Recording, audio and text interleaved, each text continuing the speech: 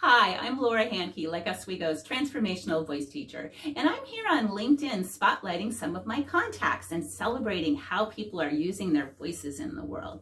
Now, oddly enough, I did not design this way, but I am spotlighting two men in a row that happen to live in the Ontario province of Canada. And this particular guy, well, I met him through Phyllis Harmon, who is one of the Toastmaster leaders here in the Portland metropolitan area in Oregon. And she said, you know what, I really think you ought to check out Kwesi Millington's Speaker Club, which meets on Wednesday afternoons. And so I did, and I loved every single minute of it. Now, ironically enough, on a personal note, I was in the Niagara Falls area in St. Catharines visiting my friend Ursula last year in August over my birthday, and it turns out I drove right past Kwesi Millington's house on the way to Niagara Falls. I didn't even know him at the time. But I have sure developed an admiration for Kwesi because of the Speaker Club work that he does.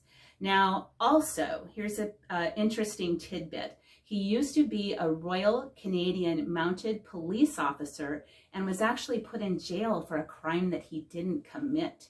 So he completely changed his career path.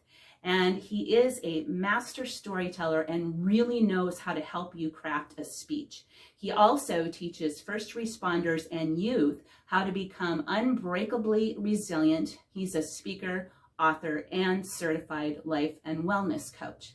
Now, this is what Kwesi says about himself. He says, my unique combination of skillful storytelling, a first responder background, and a speaking coaching certification helps me to confidently say I help leaders build resilience and confidence.